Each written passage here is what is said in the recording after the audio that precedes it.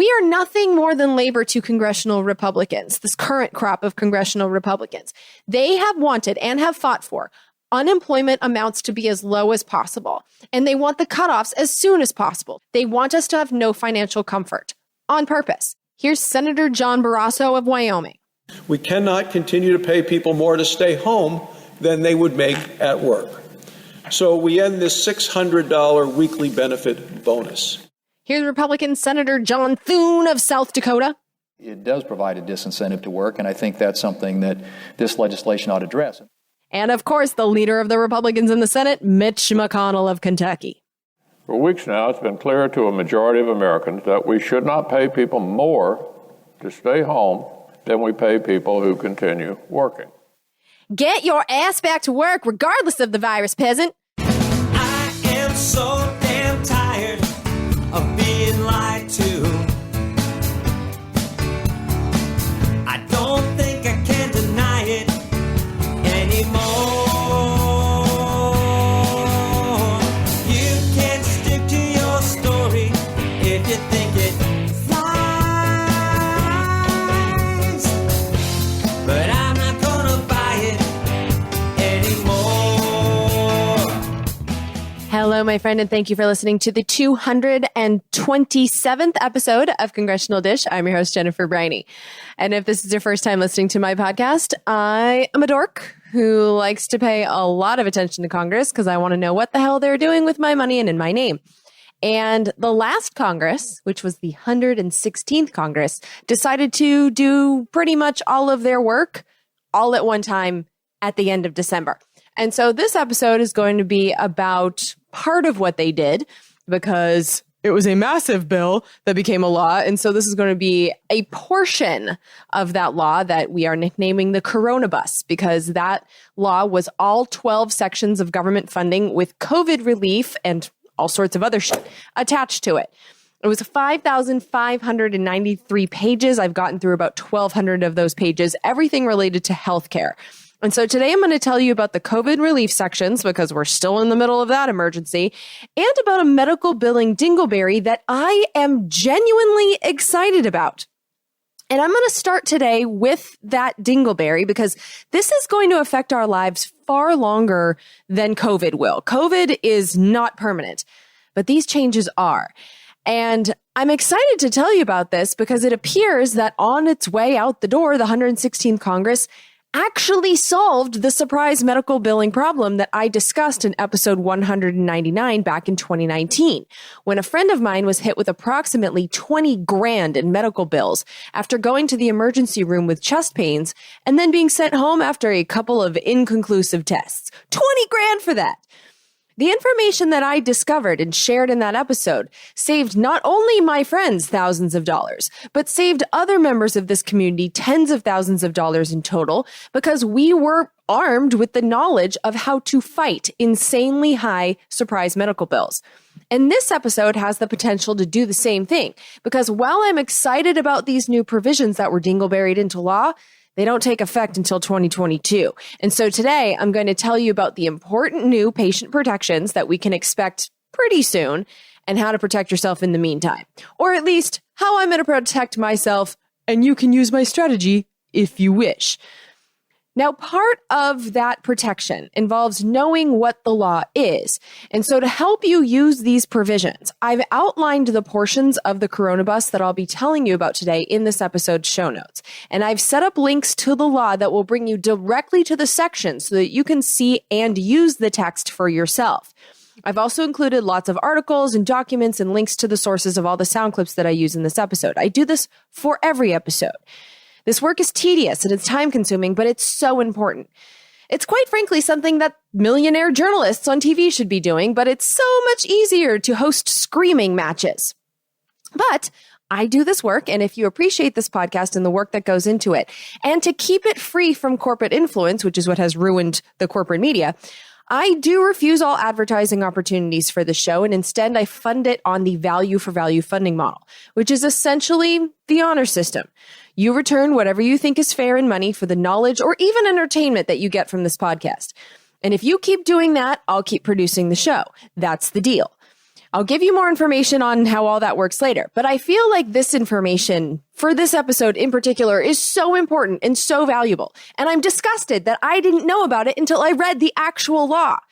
If the media weren't clearly so beholden to corporate interests like private equity firms and health insurance companies, this story would be big news. It should be big news because it's great news for the vast majority of American peasants. But I'm not beholden to private equity vultures or health insurance executives, and so I'm going to tell you all about it today. And if you value that, please pay for the show using any of the methods in the show notes on congressionaldish.com in any amount that you think is fair. And thank you to all the producers who have kept this show going for the last 8.5 years. However long it's been, I'm starting to lose track, which I guess is a good thing. But now let's talk about the surprise medical bill changes, because you guys, something good actually happened. I'm so excited. Now, to truly understand the problem that I think was solved by a Coronabus dingleberry, because, not all dingleberries are bad. We got a dingleberry for us. Well, to really understand the problem that was solved, I do recommend that you go back and listen to episode 199, the surprise medical bills episode first. Before producing this episode, I actually re-listened to that one, and it's such a good episode. And not all of the problems in it are solved by this dingleberry. And like I said, this doesn't go into effect for a minute. So I still think it's worth your time to understand the full range of deception that is currently being used by private equity firms who literally bought doctors who then use legal loopholes to extract profits from patients and their private insurance companies. But as a refresher, for those that already heard that episode, because it's been well over a year, here's a good summary from a hearing in 2019 about surprise medical bills telling you what the problem is. You're going to hear right now from James Gelfand. He is the Senior Vice President of Health Policy at the ERISA Industry Committee. So basically, he works for our bosses who buy us health insurance.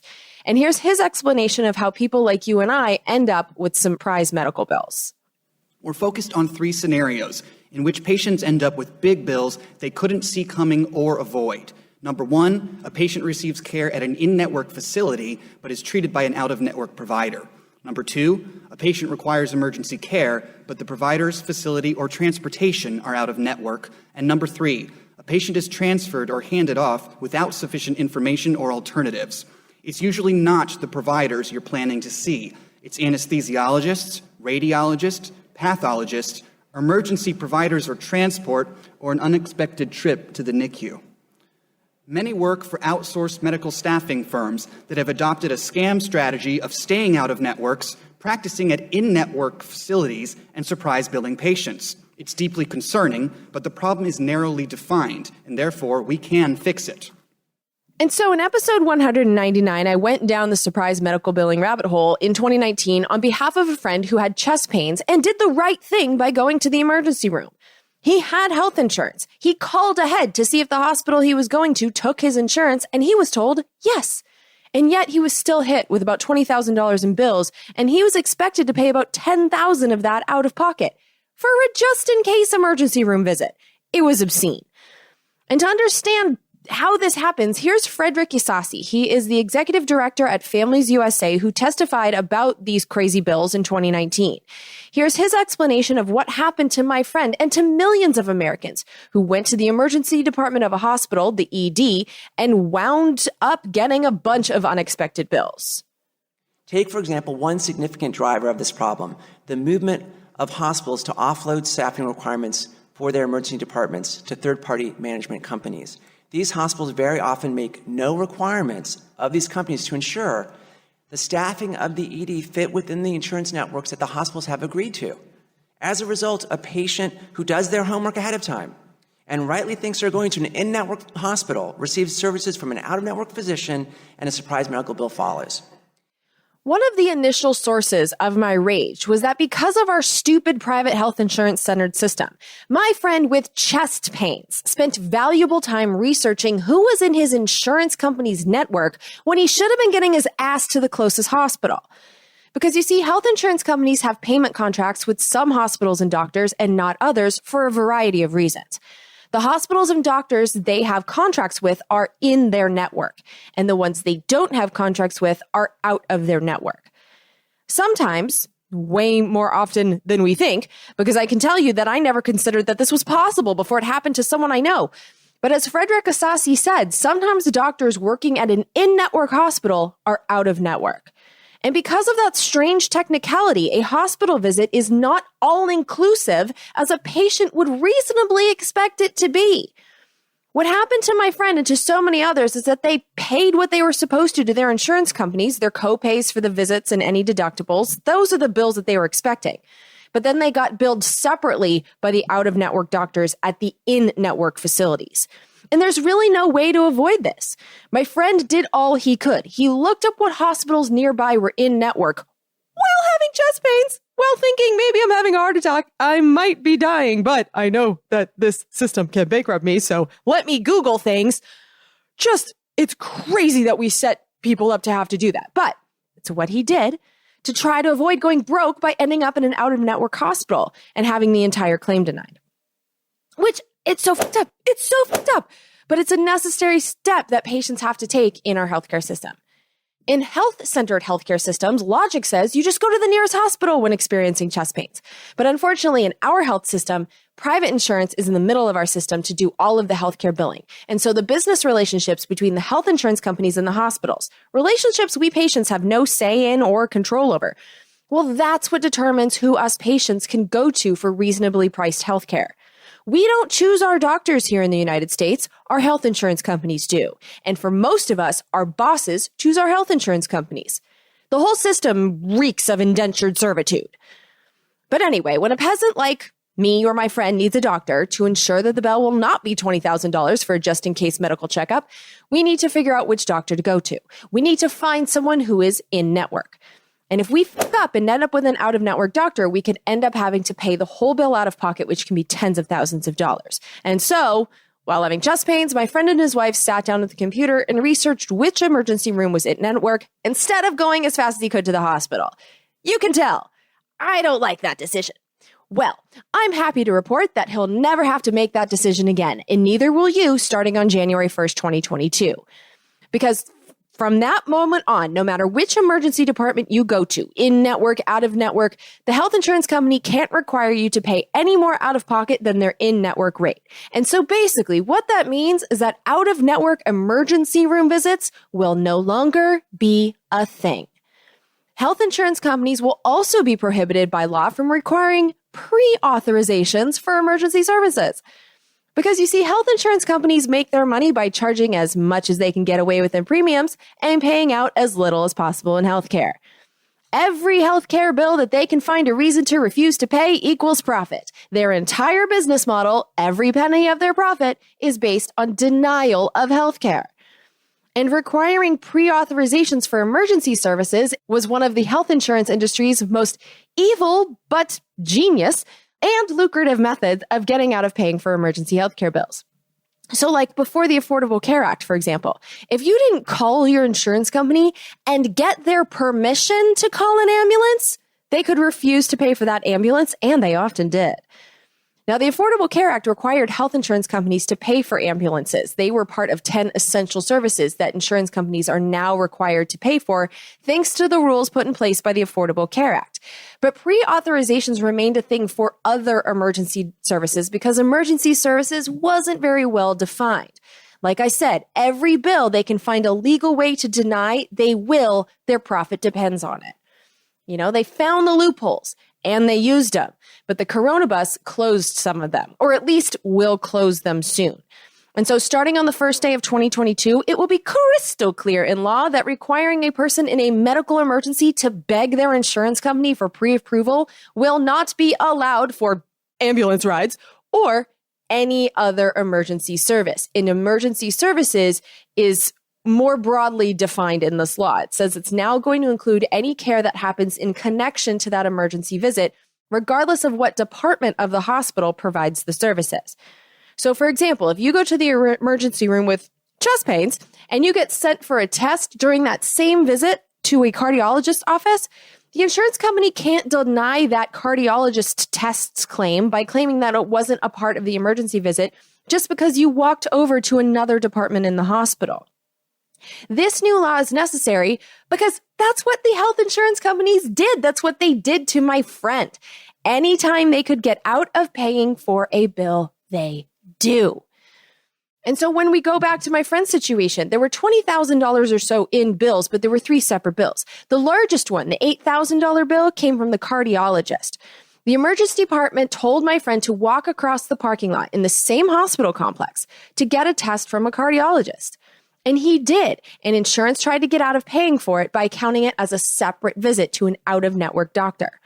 But no one told my friend that this test would be treated as an entirely separate optional visit to an out-of-network doctor. He went to the in-network hospital and the doctor said, walk over there to make sure your heart is not on the verge of shutting down. In that situation, you do what the doctor says, and you shouldn't be punished for that. And the private hospital companies and health insurance companies take advantage of that leverage. They know that you will, because you should, go to where they recommend for the test with few questions. These companies have siphoned God only knows how much money out of our pockets, all of us with private insurance anyway, by ending the emergency at the first legal opportunity. When it feels like for us patients, like, wait, I was mid-appointment. I'm still having the chest pains. What the f do you mean? This means that this visit is over before I even get my heart test. It doesn't make any sense to the patient. And now, in 2022 at least, the law will match that feeling. The new law will make sure that no matter what department a patient gets transferred to, if the transfer is connected to the situation that landed you in the emergency room, it's covered. You go for chest pains, the cardiologist next door is covered. And so that's a good thing. That said, I did spot a loophole in all of this. Services can be denied. So the insurance company is allowed to refuse to pay if you're able to travel without medical transportation. So if you're able to drive or walk yourself and are able to provide informed consent and, quote, other conditions, unquote, that will be determined by regulation. So first, let's focus on the good here. If you're in the emergency room and they send you to a follow-up appointment somewhere else, like if you drive or walk yourself across a parking lot, that's when they can bill you as if it's no longer an emergency. And that's not the loophole, because you will have to sign something saying that you understand that there's an end of our appointment thing happening right now, which, okay, we have to end the emergency sometime. And so, yeah, let's at least do that shit in writing and have a conversation about it. And if my friend were told that his walk across the parking lot to the cardiologist would mean that he would be walking to a brand new appointment with an out-of-network doctor, he either wouldn't have gone or would have requested an in-network doctor, or I don't know. I'm not him. I don't know what he would have done. But with that knowledge, he would have had choices. And so this passes the episode 199 test for me. It could have prevented my friend's largest and most outrageous bill. So that's cool. The loophole is in the other conditions part, which will allow health insurance companies to refuse to pay for reasons that will be determined by regulation. Now, regulations for this new law, because Biden is president, will be written by the Biden administration. And I don't know exactly who in the Biden administration yet, and that's a rabbit hole I am interested in if anyone wants to jump down and summarize, who's in charge of all of that for me. But I do know enough about Joe Biden. After doing this job for as many years as I have, he was a senator and he was vice president when I started this. I know enough about Joe Biden, the person, to know that he understands hospitalizations and loss and can definitely empathize with what sick people go through. Because his first wife died in a car accident a few weeks before Joe Biden took office as senator. She and their young daughter died, and the 2 boys, their sons, Beau and Hunter, were both hospitalized. Joe Biden went from having a wife caring for his 3 kids to being a single dad of 2 school-aged boys in an instant. And he clearly loves those kids. He can't talk about Beau, the military son who died of brain cancer in, I think, 2015. He can't talk about Beau without tearing up. He misses him so much. And then there's Hunter. He's the son that got all business shady in Ukraine and China and got all hot and naked and did drugs on camera. And, Hunter keeps testing daddy's love. And he's not losing it. And so one of the reasons that I voted for Joe Biden, despite my deep, deep concerns about his foreign policy goals, war scares me. But I voted for him because we're in a healthcare crisis right now, and I trust him more than that other guy to handle it. I trust Biden a lot more. And part of the reason is that I think he sincerely empathizes with people losing loved ones, with people dealing with hospitalizations. He's been there. And so I'm not cynical enough yet to think that it's all an act.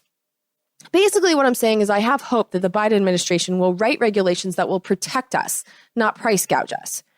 But regulations are enforcement instructions for laws. And as we just saw with the Trump administration, some administrations change the regulations so that there's damn near no enforcement at all. In the next administration that gets staffed by corporate lobbyists, sometimes loopholes are written into regulations that clearly benefit industry. And so in this case, allowing, quote, other conditions, unquote, when healthcare denial is allowed by regulation, that sets the stage for the next round of Republican rule and blatant legal healthcare profiteering. I'm sure the insurance industry has its lawyers already figuring out how to abuse that section as soon as they can get another Republican or even a health insurance industry funded Democrat into the presidency. Or who knows, maybe even Biden. You know, Biden is more known as beholden to banks as the decades-long senator from Delaware, which is a state known for the most bank-friendly regulations in the United States. Literally, check your credit card. Chase, Wells Fargo, Goldman Sachs, they're all incorporated in Delaware. And Joe Biden was the vice president to Obama's CARE, which left private insurance at the center of our healthcare billing, which was the Affordable Care Act's most generous corporate favor and fatal flaw. So, you know, who knows when the regulations will open loopholes to deny healthcare bills, but the opportunity for a corporate hack who weasels their way into our government to eventually do so is clear as day in this law. So basically, the way I plan to live using this knowledge is that I'm going to know that when I'm being transferred out of the emergency visit, they have to tell me in writing. That's in the law. That can't be changed by regulation. And so I'm going to save copies of every scrap of paper that I'm handed when in the hospital, which are my weapons in billing wars.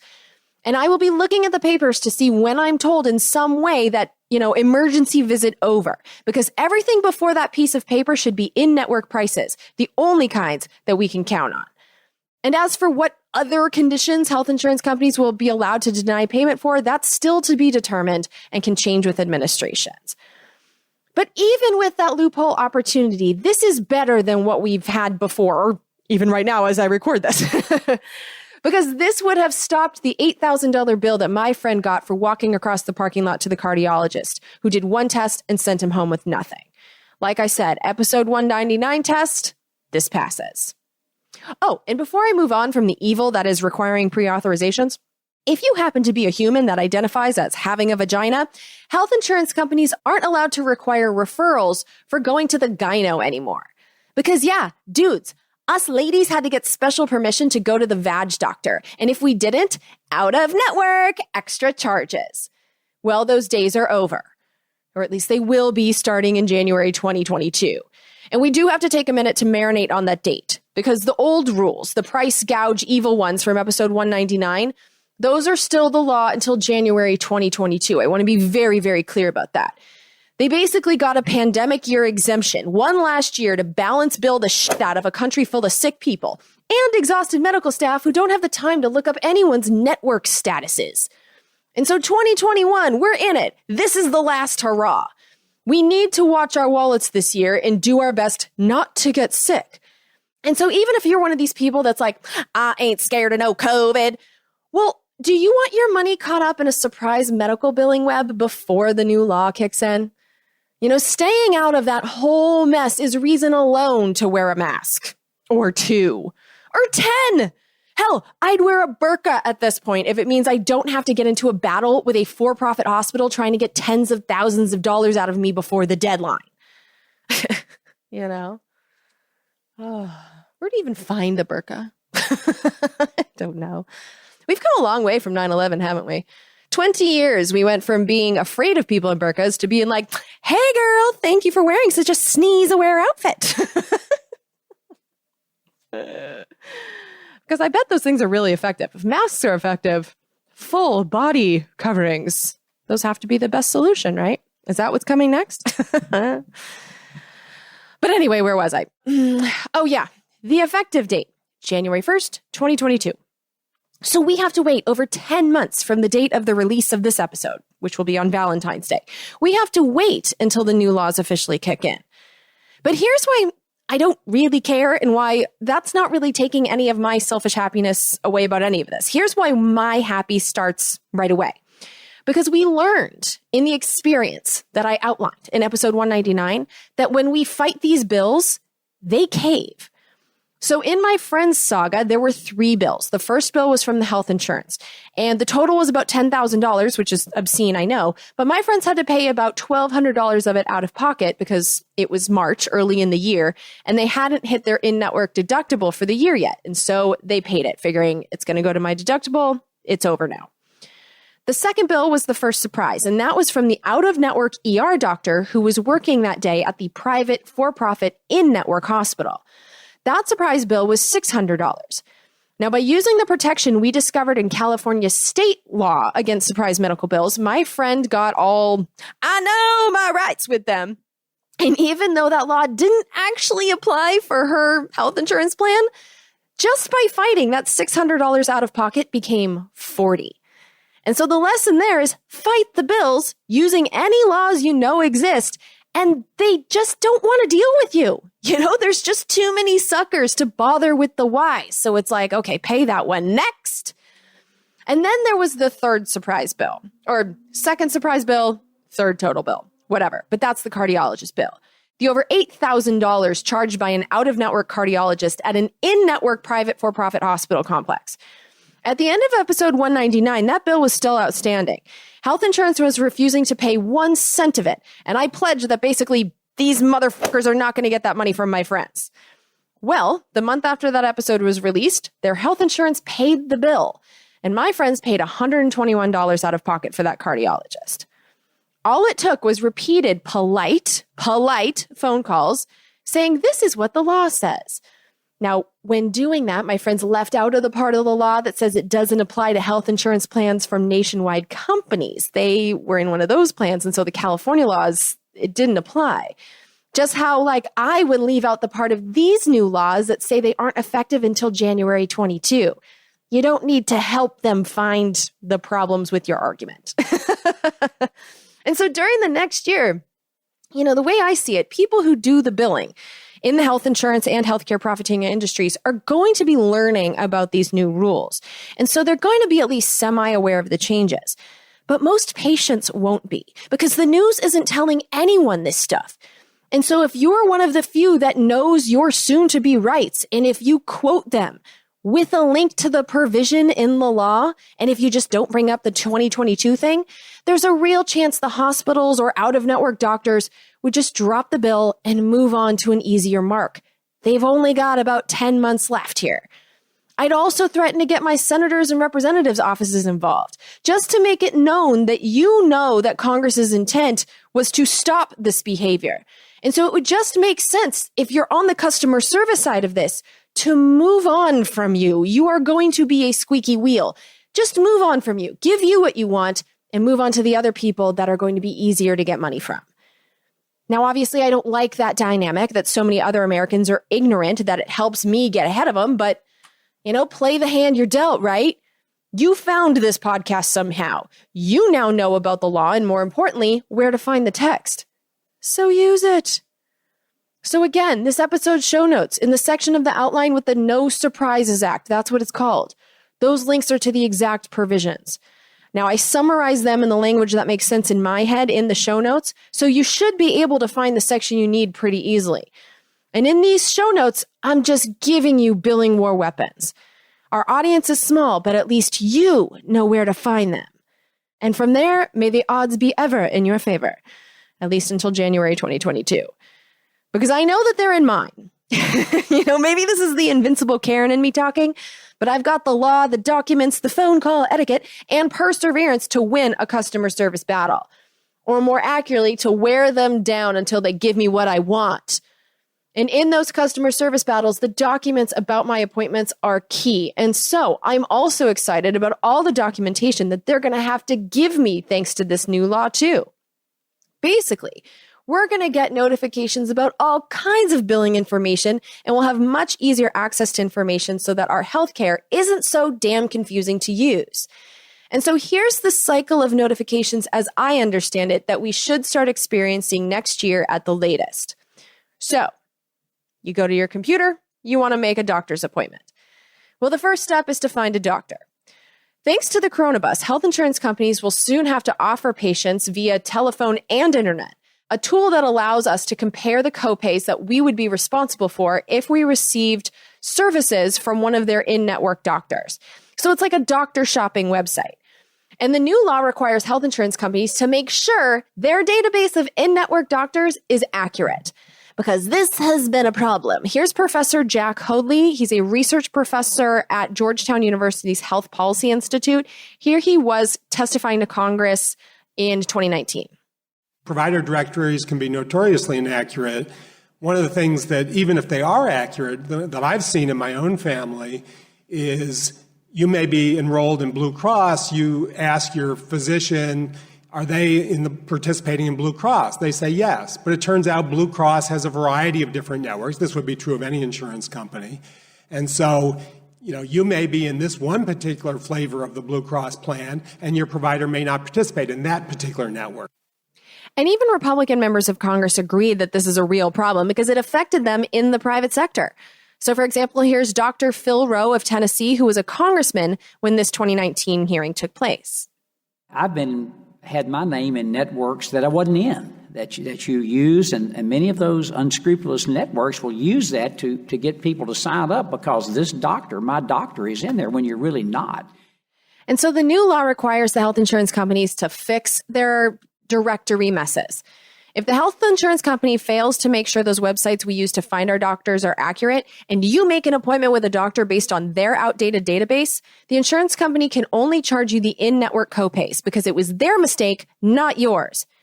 Now, that said, if this happens, the payment will go towards your out-of-network deductible, the one that's more expensive to hit, not the in-network one.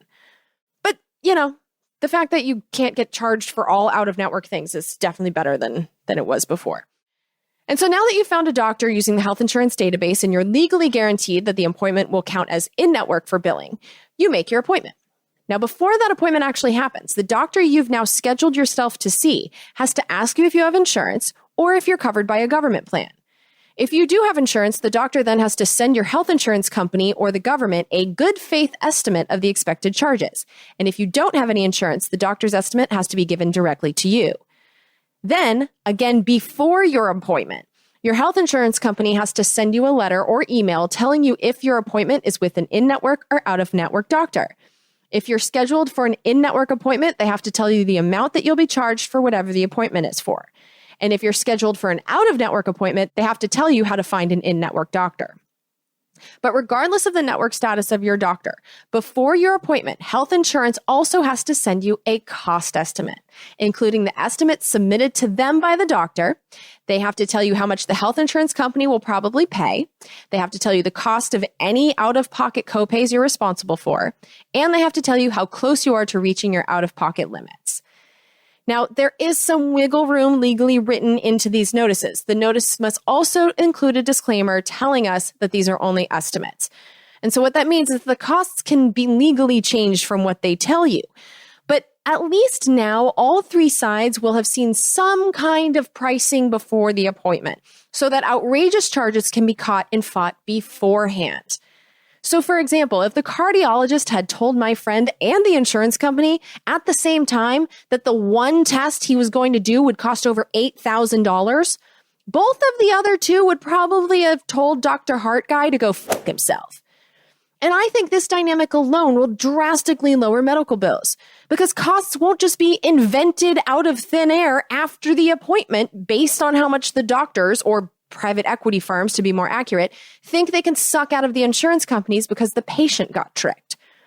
These before the appointment notifications are so much better than the nothing that all three sides, patient, insurance, and doctor, have gotten to see beforehand up until now, or 2022, whatever. Also, for the first time, we patients are going to have a grace window from when contracts we have nothing to do with get changed and we have to find a new doctor. So this is like when our doctor suddenly becomes out of network because the relationship between the doctor and the insurance company changed.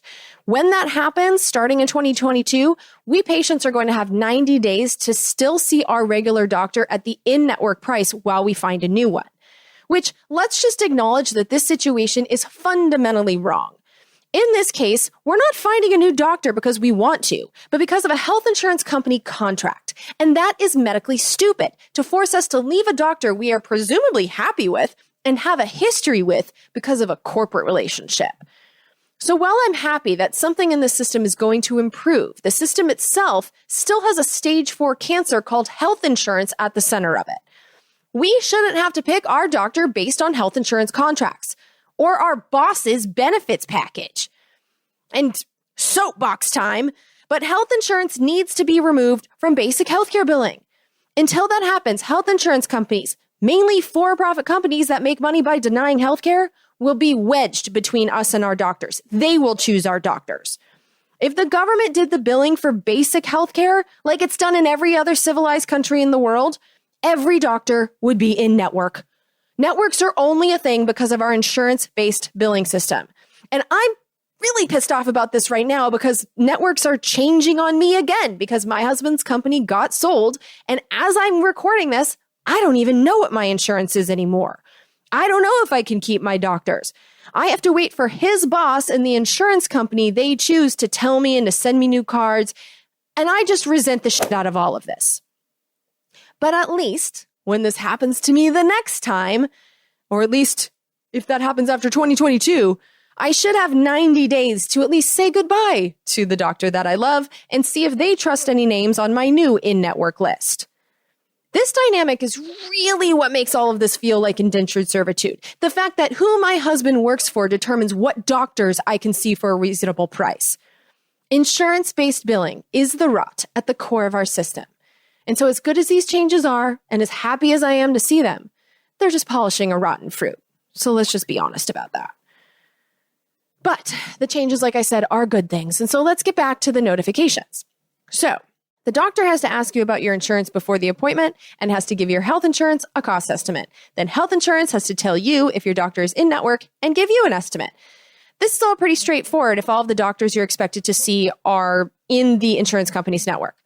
But if they're not, it will soon be law that out-of-network doctors at in-network facilities that provide services such as anesthesiology, radiology, lab services, all that, they will be allowed to send separate bills to patients, but only if the patient makes an appointment to see them 72 hours or more in advance of their treatment, and if the patient signs a written notice or email telling them all sorts of things. And so separate bills for these out-of-network doctors in in-network hospitals, those will still be legal, but the surprise aspect won't be. And so the notice that the out-of-network doctor will have to send you ahead of the appointment, that is going to tell you that getting treatment from an out-of-network doctor at that hospital is optional, and that you have the option to get treated by an in-network doctor. They also have to give you a list of in-network doctors available for you. The notice also has to tell you that your payment to them may not apply to your out-of-pocket limits or in-network deductible. And that notice has to be dated and signed by you before they can go forward with the appointment and bill you for it. On top of all those notifications, health insurance companies will also soon be prohibited from putting into network contracts with doctors and hospitals a clause that they include now that prevents doctors and hospitals from telling us what their pricing agreements with our health insurance companies are. These are basically gag clauses. But when the new law kicks in, health insurance companies will not be allowed to keep their contract rates secret from referring doctors or from us, the patients, or from our employers that are paying for our insurance, or from people eligible to be a part of their health insurance plans. Now, this doesn't mean that all of this information will be public. The health insurance companies are allowed to put restrictions on what can be made available to the public at large, which in my mind is fine, because as long as those who are financially bound to their contracts have the right to know the details, that's good. And it's better than what we have now. And my favorite part of all of this is that there's real enforcement and punishment for doctors and hospitals that don't follow these rules and continue to send bills directly to patients as a surprise. And, I keep saying doctors, but that's really not fair. It's the private equity firms that have bought hospital staffing companies that are the bad guys here. The doctors, they help you. They don't handle the billing. Their corporate overlords do. And so like the doctors that my friend went to, they worked for subsidiaries of a company called HCA Healthcare, which is a company that went Wall Street in 2010 and is co-owned by two private equity firms, which exist solely to suck profits out of companies for investors. HCA Healthcare is a company that has confessed to at least 14 billing-related felonies. If corporations were people, HCA Healthcare would be serving many decades behind bars. But that's not reality, and HCA Healthcare still owns and profits from about 98,000 nurses and 46,000 doctors in the United States. And they're just one example. And so the billing is for the doctor services, but it's actually the parent companies doing the billing and the notifications. And there's a handful of Wall Street-owned companies who are the worst offenders in the surprise billing scam. And if they continue to hit patients with surprise medical bills and they skip the notifications, the states and the Secretary of Health and Human Services are all authorized to fine the doctor-owning companies up to $10,000 per violation. And the way that the states and the feds will find out about all this law breaking is that by this time next year, there will be a process for us peasants to submit complaints to the Secretary of Health and Human Services. And the department then has 60 days to respond in some way to our complaints.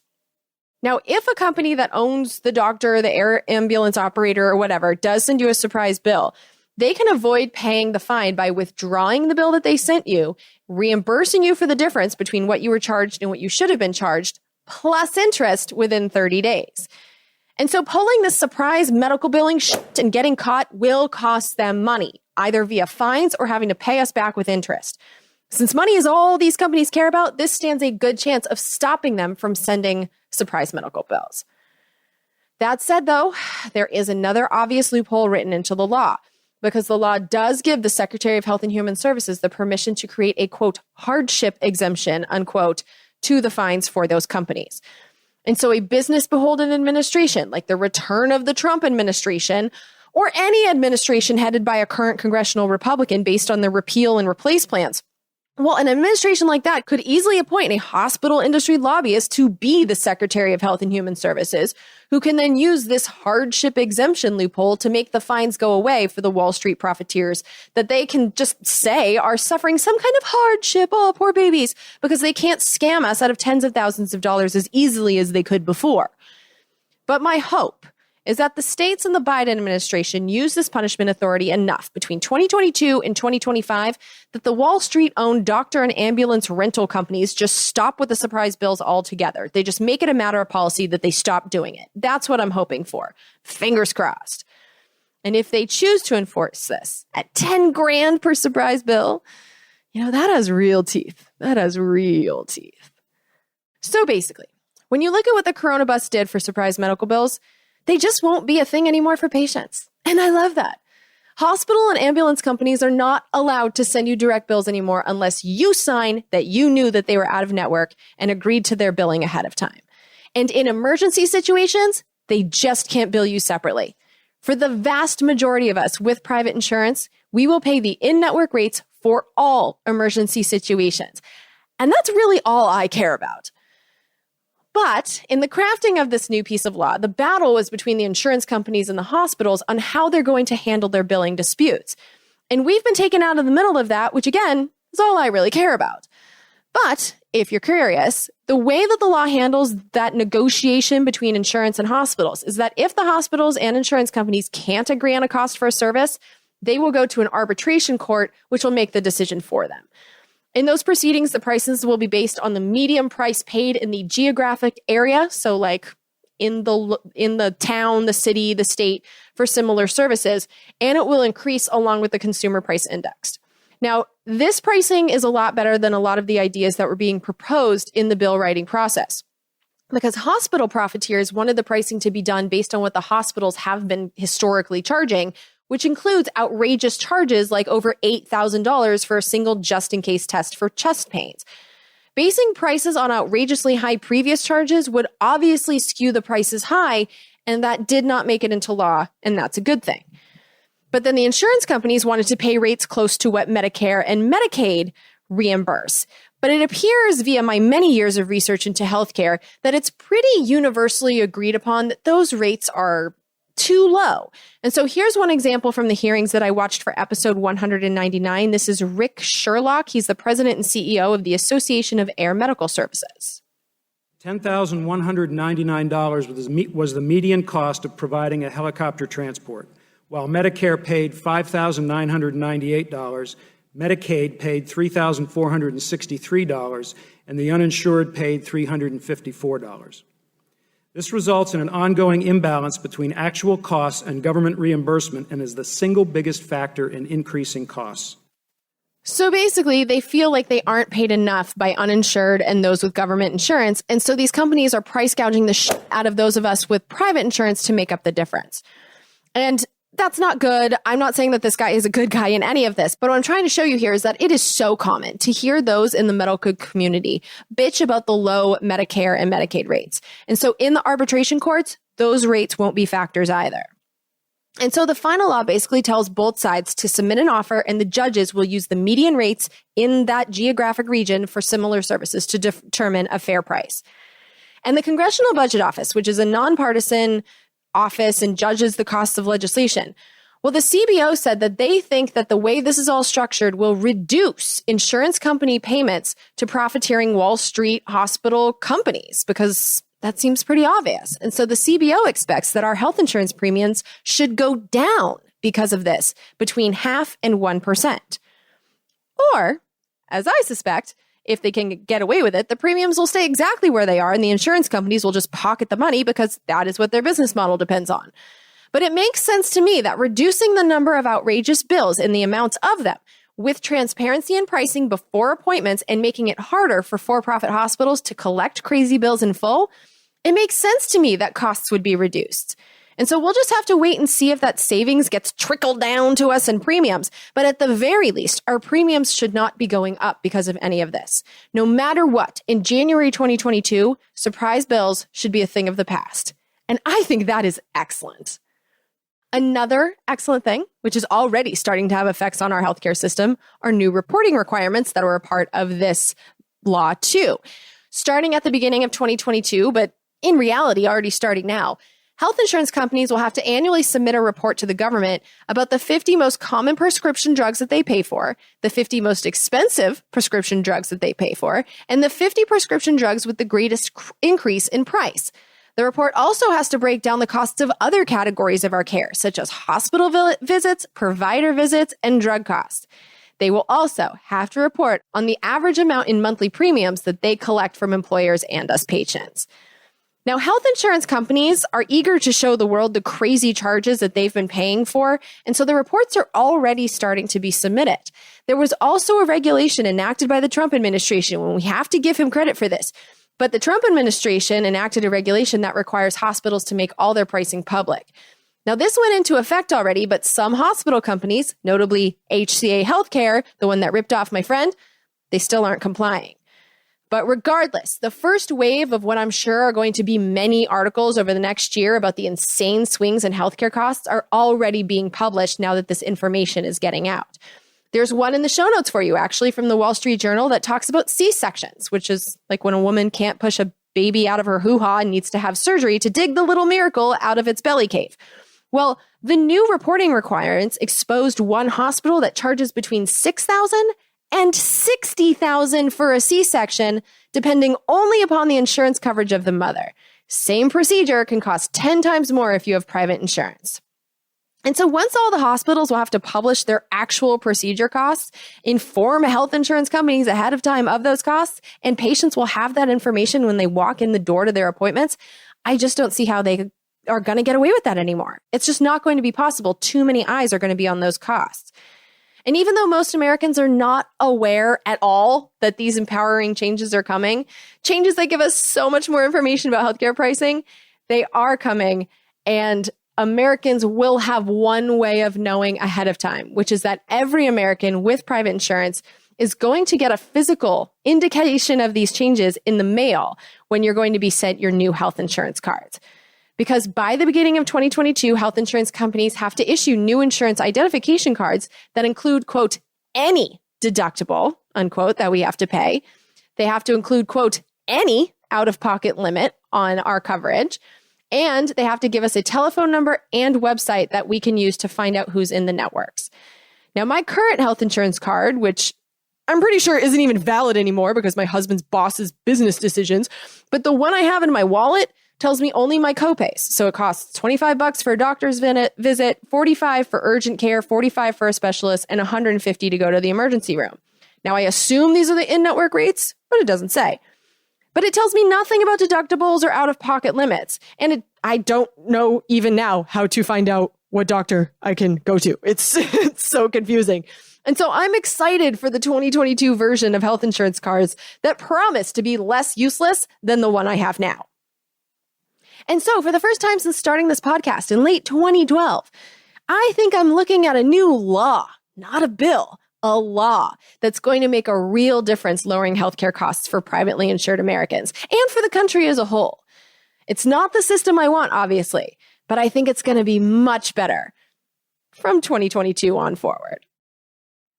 And so now moving on to our more immediate healthcare problems, let's blast through the COVID relief that was dingleberried into law attached to government funding. So first up, the total cash spent on this round of COVID relief was reported to be $900 billion-ish. And that is not true, because $429 billion of that is just repurposed from the original CARES Act. So the real amount of new spending is closer to $471 billion. Because the money from the CARES Act came from the money that was set aside for the Treasury Department and Federal Reserve to loan to and to buy the debt of basically multinational corporations, since those are the main beneficiaries of these programs, even though we were told that Main Street and local governments would get some of that money too. But as we learned from the Oversights of CARES episode, they didn't. The billions that were spent from that money cannon went to Wall Street businesses. But as the rescission suggests, a lot of the money wasn't spent at all. It turns out that when companies are promised government bailouts, investors on Wall Street rush to place their bets on those companies, and they don't need the bailouts after all those bets are placed. And so our lawmakers took a huge chunk of that $500 billion back, and they repurposed it in this round of COVID relief, which is fine by me. In the process of taking that money back, Congress also closed some of the avenues that the Federal Reserve had for funneling our tax money to their favored businesses. The deal closes 4 of the Federal Reserve credit lending facilities created by the CARES Act, and it's going to prevent the Federal Reserve from recreating them in the future without congressional approval. The 4 programs that are closed are the Primary Market Corporate Credit Facility and the Secondary Market Corporate Credit Facility, which was used to buy at least $5 billion in corporate debt, with no requirements that the companies that benefited keep their employees or limit payments to executives and random shareholders. Also, at least $500 million, or 11% of this money that the facility handed out, went to stock market companies that paid no federal taxes in 2018, including Amazon, a company whose profits have doubled during the COVID pandemic and whose CEO, Jeff Bezos, is worth $180 billion.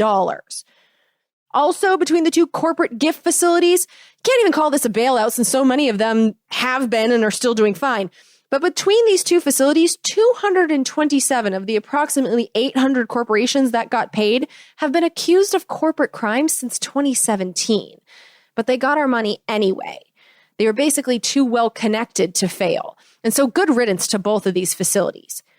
But the new law also closes the Main Street Lending Program and the Municipal Credit Facility. Now, based on the names of these facilities that are being closed, the Main Street one and the municipal one, this might sound like smaller businesses that you'd find on a main street, and local governments are being screwed by this. But listen to Oversights of CARES, which is an episode of Congressional Dish. The committee charged with overseeing the CARES Act, which only had 3 hearings in all of last year. Well, for that episode, we watched one of those hearings and learned, as I highlighted, that both of those facilities were not really being used. And so, first of all, let's go back to that hearing and find out what the Main Street facility even was. Here is Eric Rosengren, the president and chief executive officer of the Federal Reserve Bank of Boston, testifying to Congress in August. This facility is very different than some of the other traditional kinds of facilities that central banks operate during a time of crisis. So most of our facilities operate through markets. Market securities, you can purchase them very easily through the market. They clear usually in a couple days, depending on the security. So it's relatively easy to quickly purchase a large number of securities and hold those securities over time. This facility is a facility we didn't have during the financial crisis and really tries to get to a different segment of the population, which is those businesses that are bigger than the PPP program was designed for and smaller than what the corporate facilities are designed for.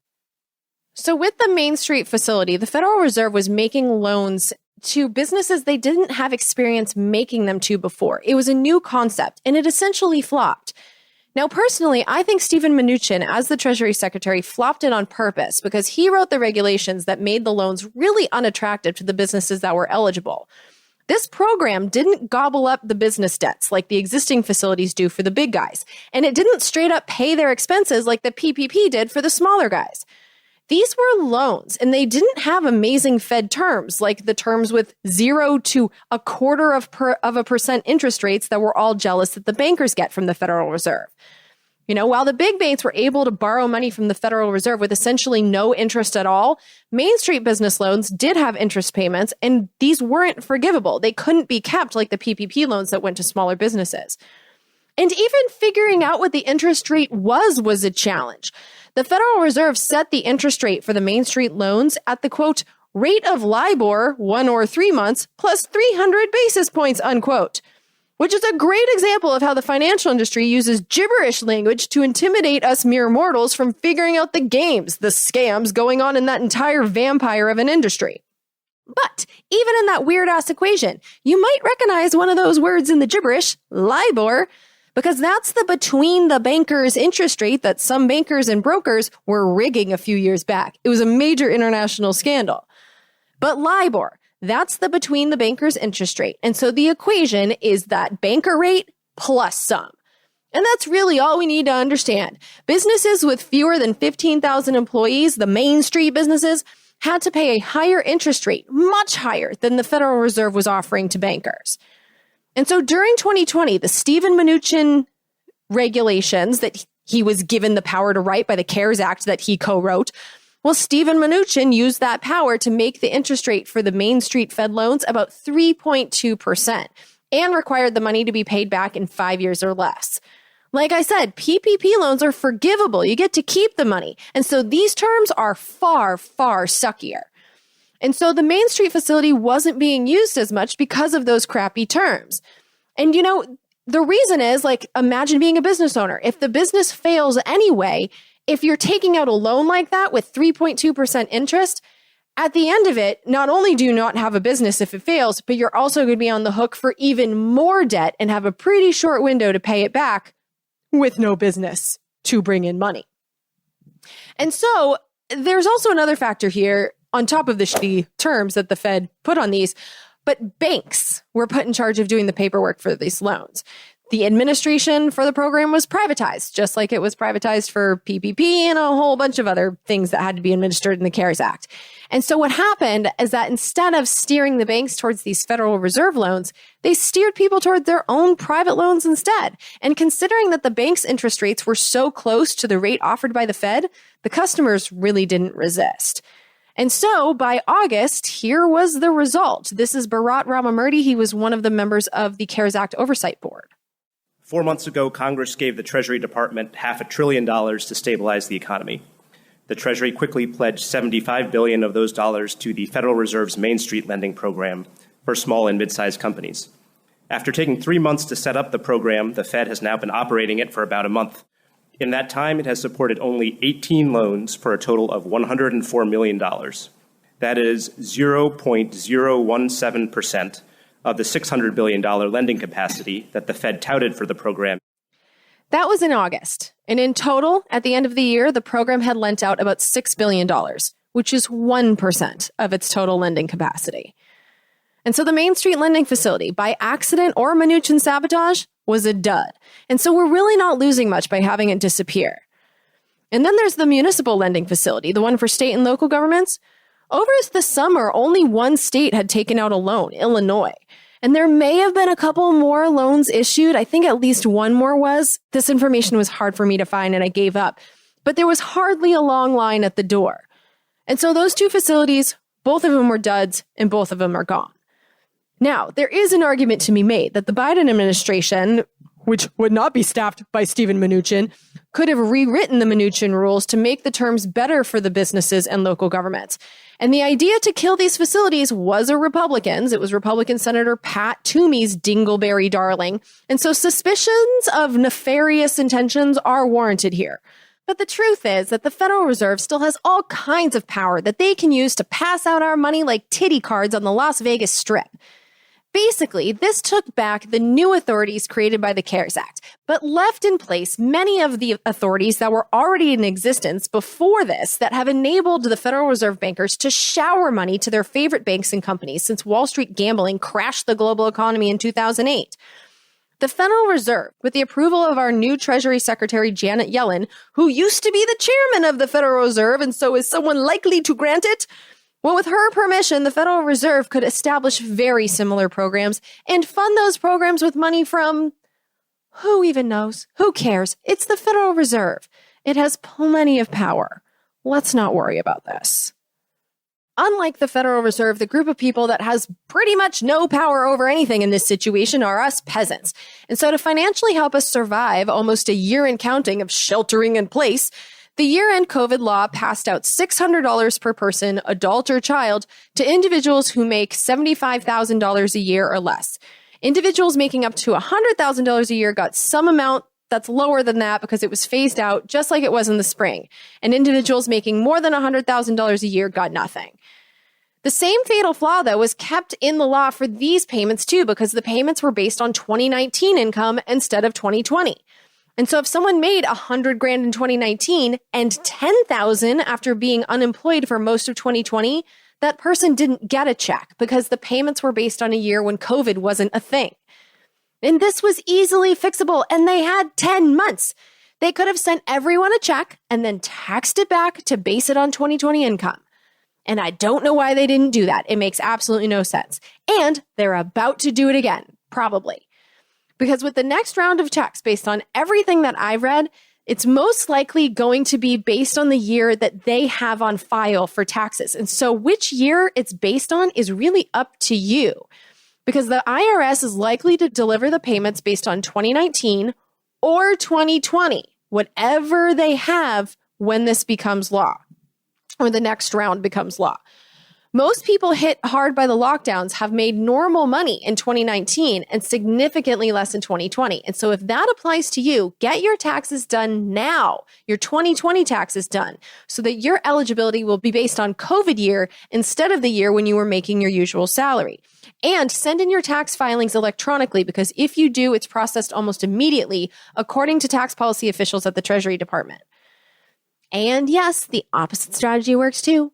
If you somehow made more in 2020 than you made in 2019, it might literally pay for you to wait to do your taxes until April, and specifically April, and you'll understand why in a minute. But if you made more in 2020 than 2019 and wait to submit your taxes, you might get a check because the government will have outdated information on your income. You know, it's another example of play the hand you got. And I have an update on the results of Donald Trump playing his hand as president during the writing of this law. And so as I explained in the lame duck episode, then President Trump refused to sign the Coronabus into law, saying he wanted the $600 checks to be $2,000 checks and that he wanted some random stuff deleted from the law. Basically, it was Trump chaos, and he eventually caved. But in the meantime, the deadline for the expanded eligibility for unemployment to gig workers and self-employed people, that expired for about 2 days. Now, at the time, I said that I didn't know if it had any effect on the payments to those people. And it turns out a lot of people are missing payments because of it. A lot of states had already cut off the payments when the deadline expired, even though the deadline was on a Saturday and the bill was signed on a Monday. It didn't matter. They all got stopped. And so the restart process has been slow. And an analysis by the Century Foundation calculated that $17.6 billion in needed peasant income has been delayed because of Donald Trump being Donald Trump and letting the unemployment provisions expire for a few days while he slammed Big Macs on the golf course. Some states, Colorado, Wisconsin, a total of 11 states, still hadn't restarted the payments as of February 2nd when I researched this segment. Now, restarting the payments for everyone was hard enough for the state employees who we pay to handle all the paperwork. But this law made the job of the state unemployment offices even harder because it also added $300 in federal tax money to the weekly unemployment benefits that people receive from the states from December 26th through March 14th of 2021. Now, these extra payments are necessary, and I have no problem with them because there's a huge difference state to state in the amount that they pay out in unemployment. Some states, red states, pay out very little. And so the federal payments are meant to top off those checks so that these people stand a chance of maintaining their lives while waiting to be able to get back to work. The new law also extends the eligibility period for COVID-19 unemployment payments through March 14th. So those are the people that are unemployed, gig workers, people that usually aren't eligible for unemployment but are in this situation. And these are necessary provisions. But like I said back during the CARES Act, these unemployment provisions originally created by the March 2020 laws, these should have just been valid through the end of the emergency. Extending the deadlines and stopping and restarting federal top-off payments like this just forces already overworked state unemployment office employees to process the same people's paperwork over and over again. It's an enormous waste of time and the tax money that we pay for these workers' salaries. And while I think we've all heard about the payments being extended by now, what has not been made clear to the American public are the dates, because March 14th is when the federal unemployment top-offs and eligibility for self-employed and gig workers expires the next time. You know, why are we setting deadlines like this again? March 14th is only a month from now, less than a year since the CARES Act was signed into law. When the Coronabus was signed into law, which was a bill written by the party leaders alone, well, that group of people had to have known that almost all of California at the time was under a stay-at-home order, and Southern and Central California had 0% ICU capacity. Mitch McConnell and Nancy Pelosi, they knew about that situation. And yet they wrote a law that indicates that we were planning to give the all clear to go back to work by March 14th? What? Who on the actual earth, on the entire earth, thinks COVID will be over by March 14th or ever did? You know, here's Dr. Fauci on the Today Show on February 11th this week, giving the most optimistic timetable I've heard yet for when those in charge think that life might get back to normal. If you look at the projection, I would imagine by the time we get to April, that will be what I would call, for better wording, open season. Namely, virtually everybody and anybody in any category could start to get vaccinated. From then on, it would likely take several more months just logistically to get vaccine into people's arms, so that hopefully as we get into the middle and end of the summer, we could have accomplished the goal of what we're talking about, namely the overwhelming majority of people in this country having gotten vaccinated. And so best case scenario, we're being told that vaccines will be available to everyone in April and in our arms sometimes in the summer. And yet the unemployment cutoffs were set at March 14th. And so we're going to have another unemployment payment crisis before I can even finish reading this law. Why would they do this? Well, I can tell you this much. This is just being fair. This wasn't the Democrats. Republicans, the entire time, have been fighting to limit unemployment payments. So here's a news clip from July 28th over the summer, a few days before unemployment provisions from the CARES Act ran out. The new Republican proposal would slash emergency federal unemployment benefits for 30 million laid-off Americans, from $600 per person per week to $200 a week for the next 2 months. The plan then calls for states to implement a new system capping unemployment at 70% of a worker's prior wages. Iowa Republican Chuck Grassley. When you pay people more not to work than they would get working, what do you expect? People will not work. They knew damn well this wouldn't all be over in 2 months. It wouldn't be over by September. But that's where they wanted to set the unemployment payment cutoff. The short timelines have always been Republican ideas. And you heard Chuck Grassley. The reason is that they were more concerned that us peasants, who apparently exist to serve corporate masters, their concern is that we wouldn't be desperate enough to race back to work at the first opportunity. We are nothing more than labor to congressional Republicans, this current crop of congressional Republicans. They have wanted and have fought for unemployment amounts to be as low as possible. And they want the cutoffs as soon as possible so that we get our asses back to work as soon as possible. They want us to have no financial comfort on purpose. It is a get back to work mid-pandemic peasant situation. That has been the official Republican position the whole time. Here's Senator John Barrasso of Wyoming. The Senate package extends unemployment benefits in a way that encourages, not discourages, work. We cannot continue to pay people more to stay home than they would make at work. So we end this $600 weekly benefit bonus. That's in contrast with Speaker Nancy Pelosi's $3 trillion and growing bill, her so-called HEROES Act. The Pelosi package actually makes it easier for the economy to stay closed and much harder for the economy to reopen fully. Here's Republican Senator John Thune of South Dakota. It does provide a disincentive to work, and I think that's something that this legislation ought to address. And of course, the leader of the Republicans in the Senate, Mitch McConnell of Kentucky. Take the issue of additional federal unemployment insurance. For weeks now, it's been clear to a majority of Americans that we should not pay people more to stay home than we pay people who continue working. Get your ass back to work regardless of the virus, peasant.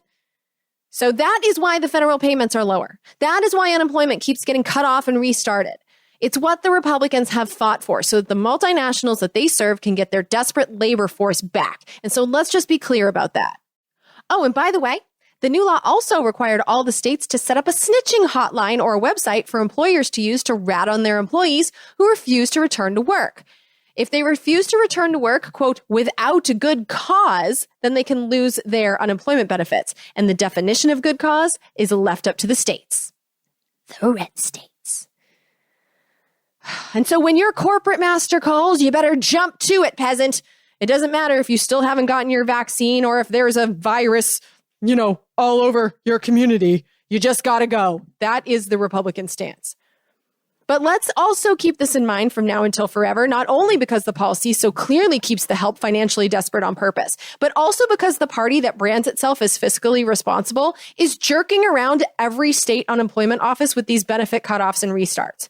We are paying for all the extra paperwork and man hours required to process the same people's benefits over and over again. So it's also wasteful, irresponsible governing. And if you're the peasant that has to reapply over and over again for the same benefits because your catering company or restaurant with no patio has been closed for almost a year, they also added more hoops for you to jump through to keep your income flowing. Although, to be fair, the first one does seem like a reasonable hoop. So the first one is that it requires the states to verify the identity of anyone approved to receive unemployment payments, and the states have to start doing this by February 1st. Fine. It also requires people filing for COVID unemployment benefits who aren't usually eligible, so like self-employed people and gig workers and people who can't work because they're sick with COVID or caring for a COVID. Those people have to provide documentation to prove that they're employed in that way and document their self-employed income. The law, however, is not specific about what kind of documents are required, so that's going to be really fun for these employees to deal with too. Now, this, however, there's been a lot of fraud, especially here in California, when it comes to the unemployment system, and the CARES Act really did set that up because it was all a self-certification system. So now having to provide some documentation is probably a good thing. However, on top of that initial documentation saying this is how much I made in 2019 and this is who I am, it should be a one-time paperwork thing.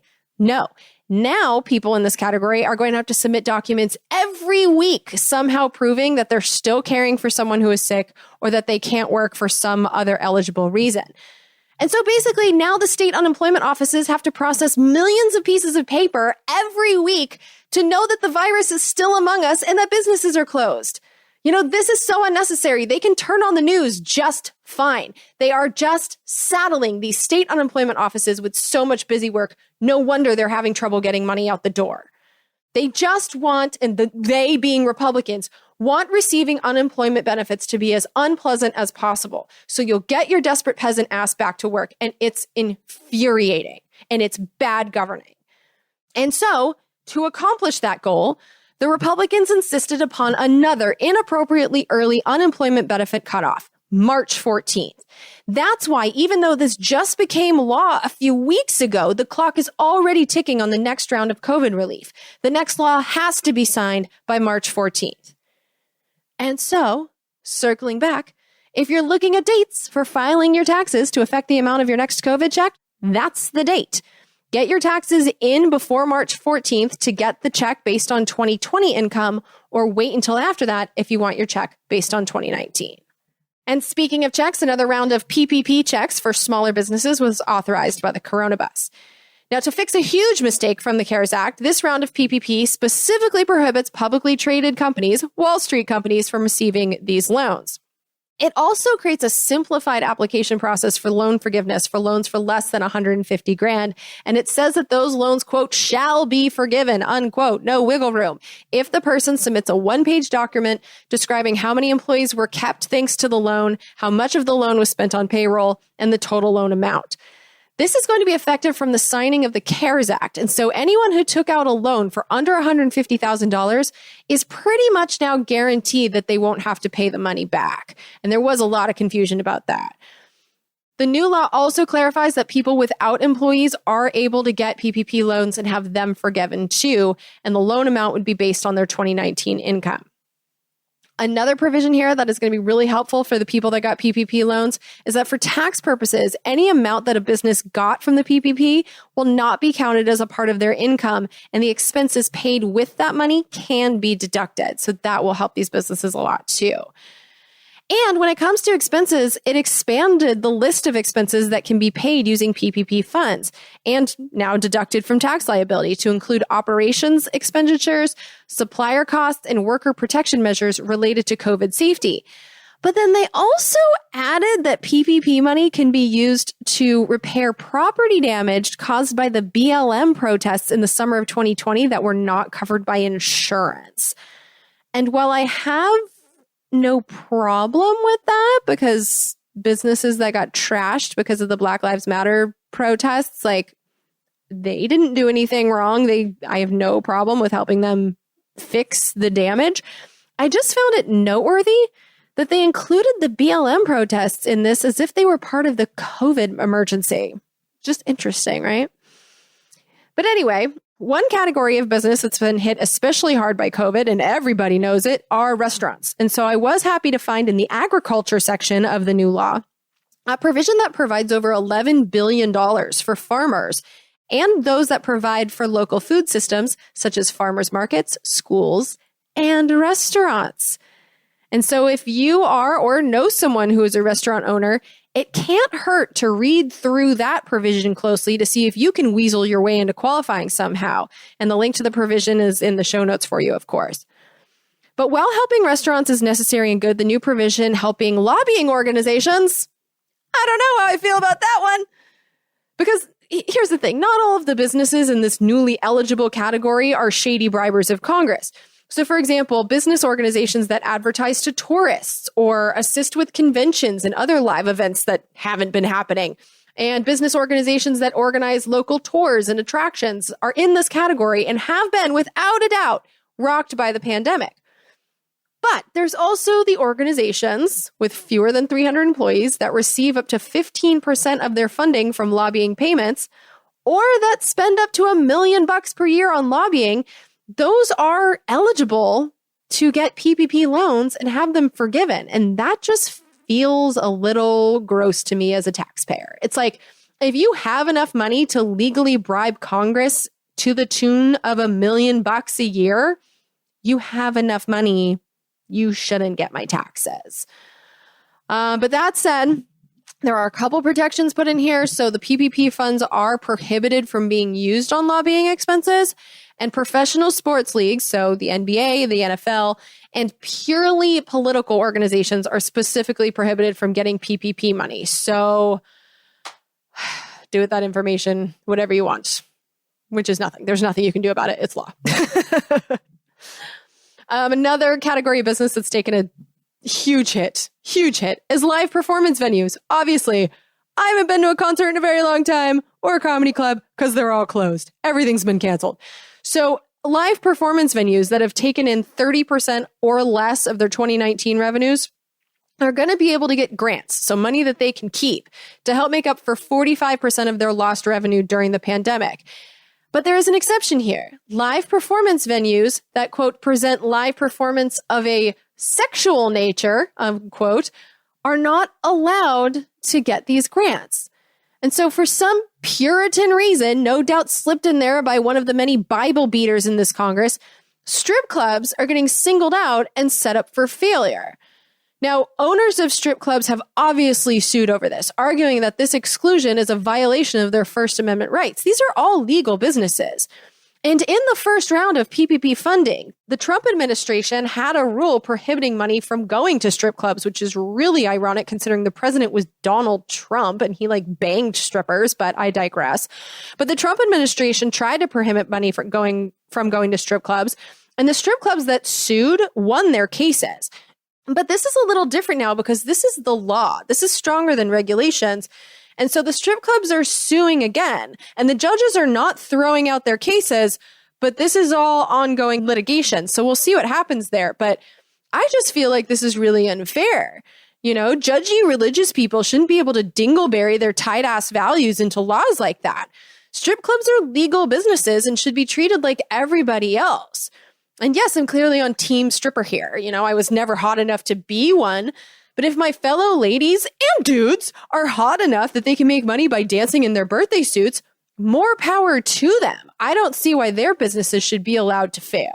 So, yeah, let's keep an eye on that.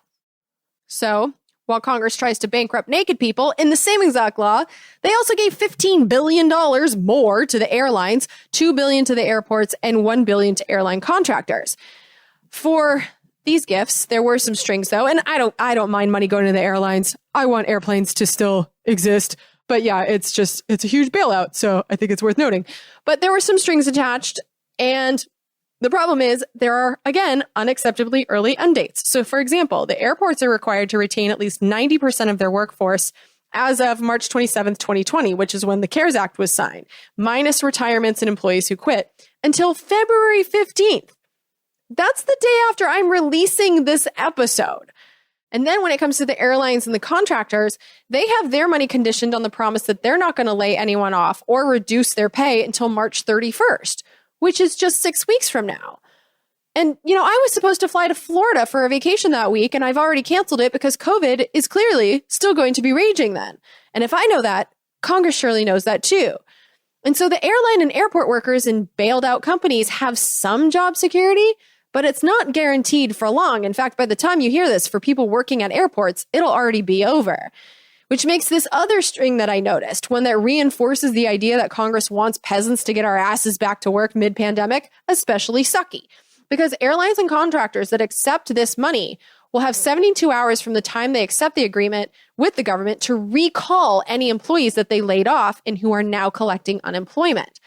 Now, the employees who return are going to receive back pay from December 1st, 2020, minus any severance they received. And the way this is all going to go down is that the airline or contractor has to send out a notice to the employee or ex-employee.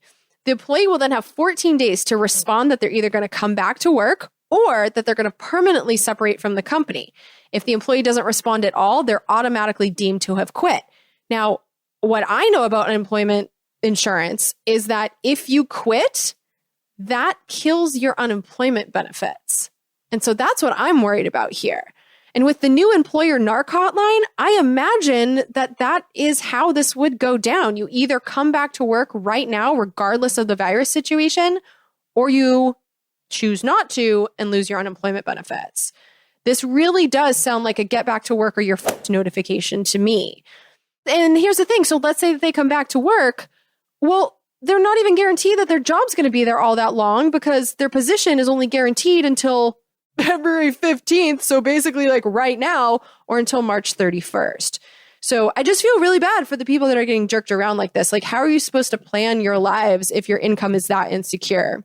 And also, speaking of insecure income, March 31st is also the new expiration date for the tax credit for employers that covers 100% of the costs of paid sick and family leave that they offer to their employees. And the tax credit that also applies to self-employed people for the days that they can't work because of COVID reasons. March 31st for paid and sick and family leave. Again, we know that's way too soon for this to expire.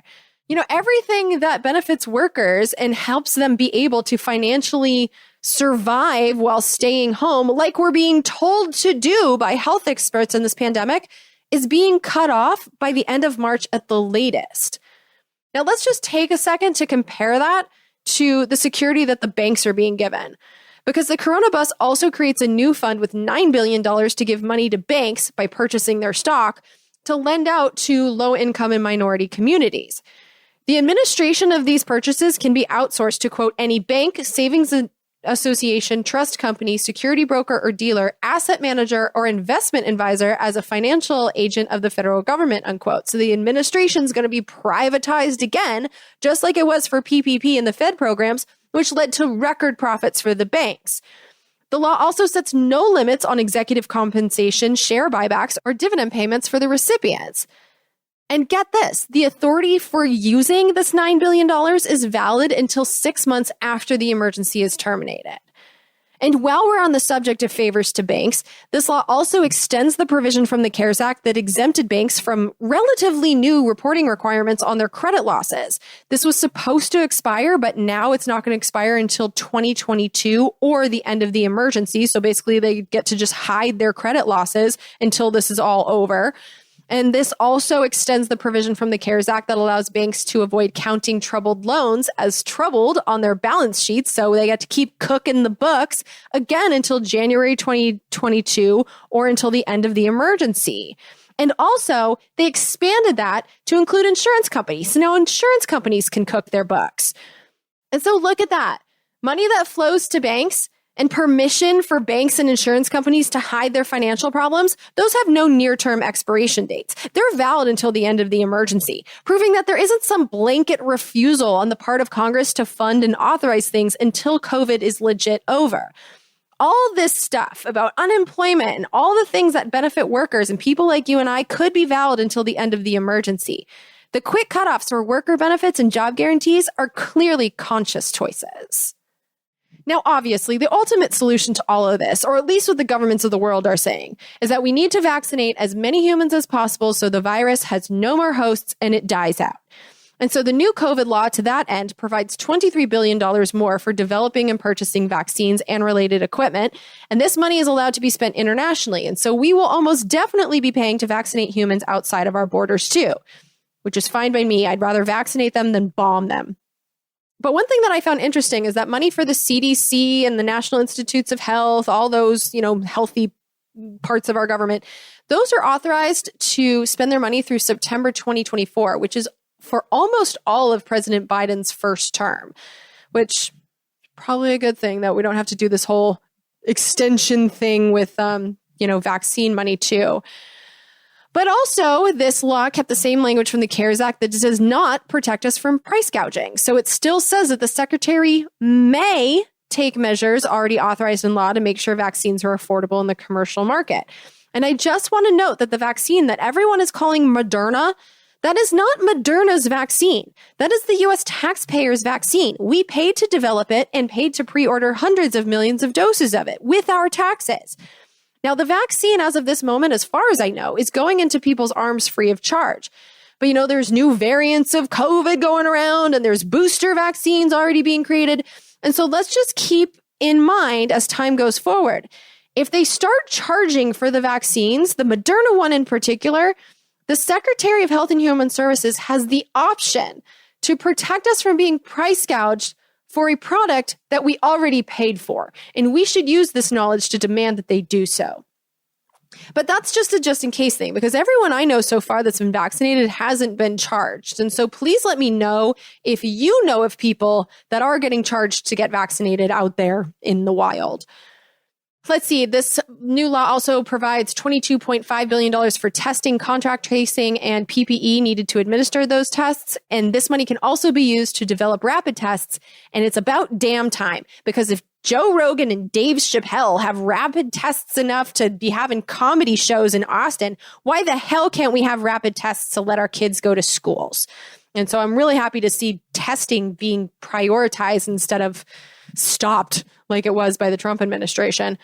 And speaking of schools, because I know that every breeder in America can't wait for the little miracles to get their tiny asses out of your houses and back into school, this law provided almost $82 billion. That's a huge number that will be available through September 2022, which means the money's going to be spent quickly. This is available for about a year and a half to, quote, prevent, prepare for, and respond to coronavirus domestically or internationally, unquote, which is fine. We also have Americans learning overseas. This money is prohibited from going to colleges for recruitment, marketing, endowments, athletic facilities, religious worship, executive salaries, bonuses, stock buybacks, shareholder dividends, stock options, or, quote, any other cash or other benefit for a senior administrator or executive, unquote, which was notable to me because of how much stricter this law is on the colleges than it is on the banks. Staying on the school grounds, also students who received emergency financial grants, so just like money they could keep, you don't have to count the money as income for tax purposes. And so that's going to help keep some money in your pockets, which I think is good. And then for students who are still stuck, like my niece in Zoom school for the foreseeable future, this law creates an emergency broadband benefit program, which allows households that qualify for any other COVID relief benefits to get a monthly $50 discount on their internet service or $100 if they're renting equipment, but only if your internet service company chooses to participate in the program, which is kind of weird, but the way this will work if your internet service provider chooses to let it work is that the internet companies will be directly given the money from the government for your discount. And the companies that accept the money are not allowed to require an early termination fee for new customers who get new service because of this benefit and then decide to cancel later. And this is valid until 6 months after the end of the emergency is declared too. So again, premature deadlines don't exist where they don't want them to, like for benefits for banks and direct payments to telecoms. And speaking of direct payments, this law also provides $25 billion, which is a pretty good chunk of change, for rental assistance. The way this is going to work is that the money will be given to the states, and 90% of it has to be used to pay rent, utilities, home energy costs, and other costs that will be determined by Treasury Secretary Janet Yellen. The money is going to flow from the government directly to the landlord or utility provider, so it's not going to touch the peasant's hands unless the landlord refuses to accept the payment, in which case the peasant can get the money and then give it to the landlord that way. Also, landlords are allowed to apply on behalf of their tenants who are having trouble paying with their permission and a signature on the application. The funding for this doesn't expire until the end of the year. Also, the law extended the eviction moratorium, but get this, through January 31st. So that's already expired in law. Any eviction moratorium that still exists is a Biden administration regulation thing. And I've got to tell you that people are still being evicted all over the country. And so we have a major housing crisis on the horizon here. And the last time we had a housing crisis, Wall Street firms bought up a huge chunk of our single family housing supply. And so instead of peasants getting to own our own houses, now we get to rent them from absentee landlords who do as little maintenance as they can get away with and use our ever increasing rent payments to funnel cash to stock market investors. And so if the eviction wave isn't stopped this time and is in fact facilitated again, like it was when the Obama administration refused to prosecute any of the criminal banks that illegally foreclosed on millions of families, even more of our housing supply, if this is allowed, will be turned over to the investor class. And so long term, this is actually one of my greatest concerns about the aftermath of COVID in the United States, because Biden didn't do shit about the foreclosures except for let them happen in 2008, 2009. And so I'm really curious if banker beholden Biden will do anything differently this time. I genuinely don't know, but I wish there was more attention being paid to this. Americans need laws to protect us from the greed of the banks and the corporate real estate corporations that actually own our homes. But the laws don't matter if they're not enforced. And right now, we don't have any federal level laws protecting us from getting booted from our homes, whether we have mortgages or rent payments. And so out of all of the ridiculously early cutoffs, January 31st for the eviction moratorium, that was the earliest and most ridiculous. So housing. That's clearly a problem that's yet to be solved. But there is one type of scam that Americans are now protected from thanks to the COVID-19 Consumer Protection Act that was dingleberried into the Coronabus. What that says is that for the duration of the public emergency, so that's good, no weird end date, But for the whole emergency, it will be illegal for, quote, any person, partnership, or corporation, unquote, to deceive anyone in association with a COVID-19 treatment, cure, prevention, or diagnosis, or a government benefit related to COVID-19. This is going to be enforced by the Federal Trade Commission, and violators can be fined up to 10 grand per violation.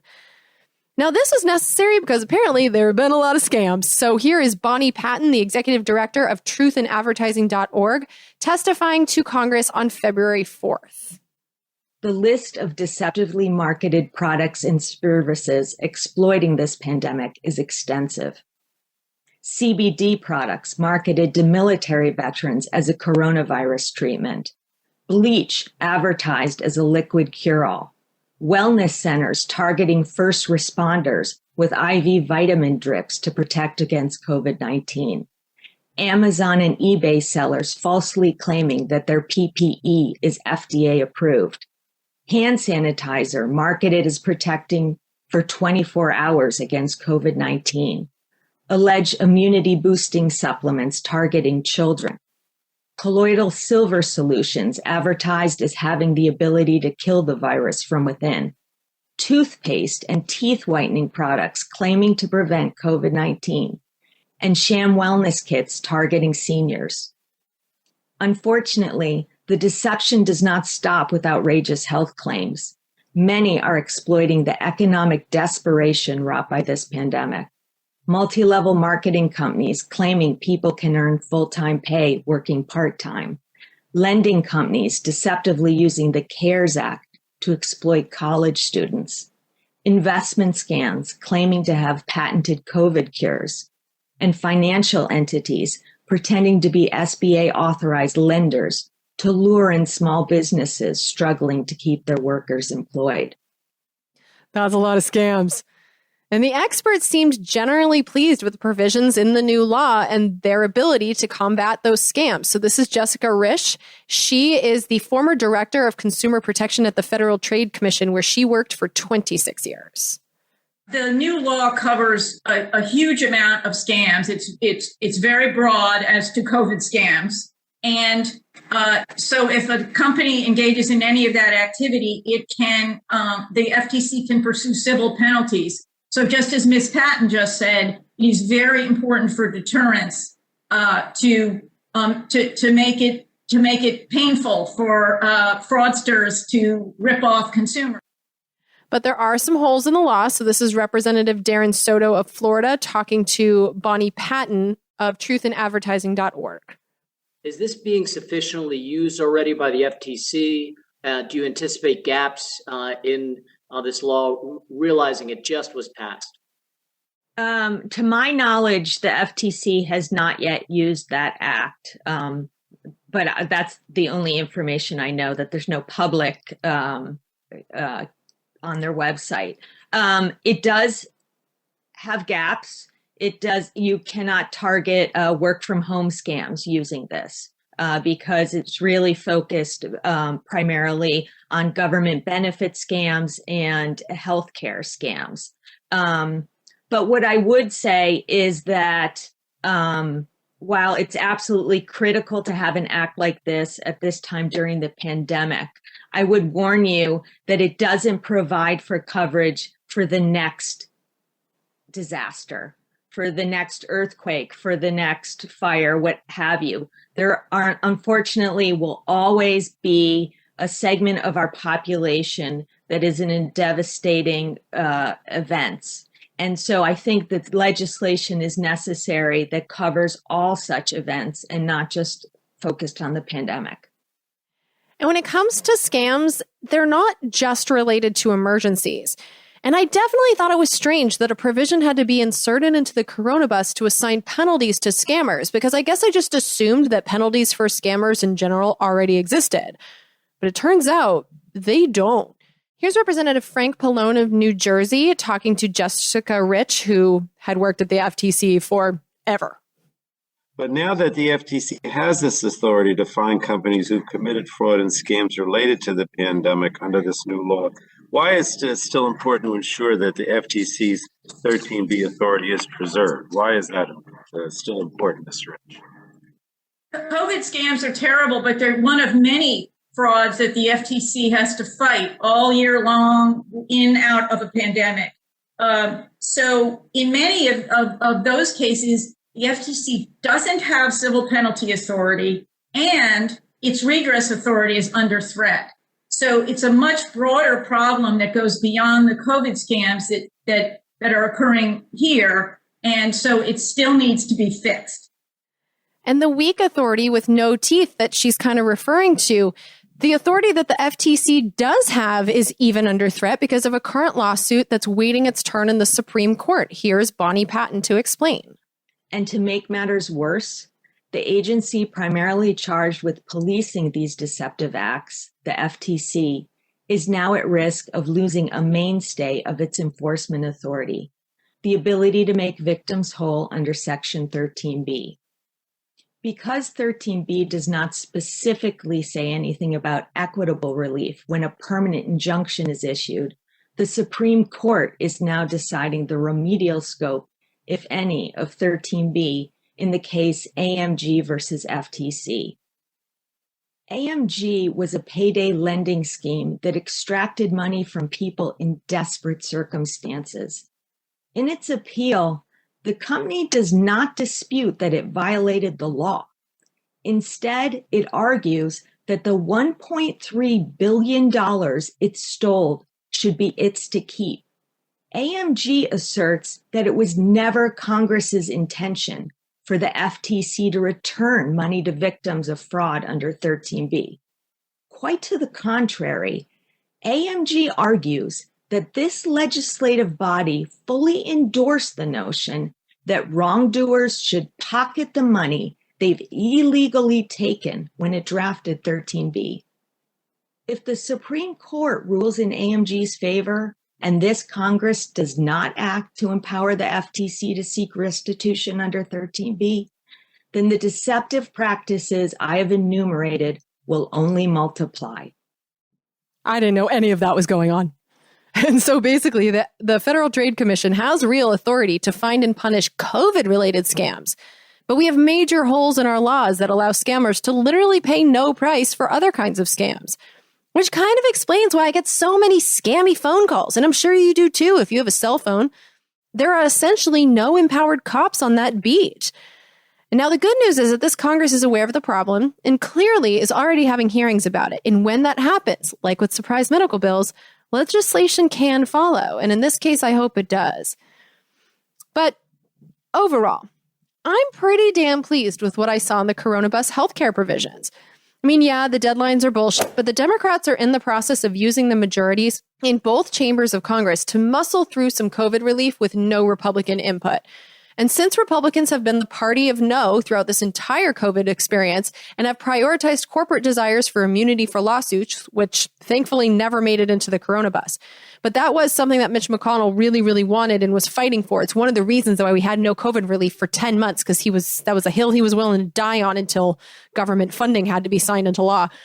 That's one of the reasons that we didn't have COVID relief. And we know that the Republicans have prioritized hurdles to benefits to force us desperate peasants to go back to work, which some of what they wanted, unfortunately, did become law.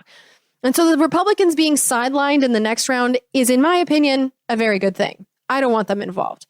But again, what I'm most excited to have seen were the surprising laws that I didn't see coming that protect us or will protect us from surprise medical bills going forward. You know, those are laws that don't have any end dates, and they will help us hopefully from here on forward, or at least from 2022 on forward. But again, the show notes are here for you to help you with any surprise medical bills you get in the meantime, and I hope you use them. Let me know if you have any trouble. Overall, every American will be helped in some way by these provisions. You know, and this is why I focus on Congress. It has been a depressing decade being the host of the show. But this shows us all that it doesn't have to be that way.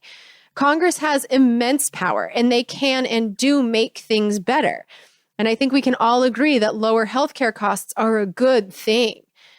And so thank you to all the producers of this show who have paid to keep it going for all these years so that information like this can get out to at least this community and therefore your community.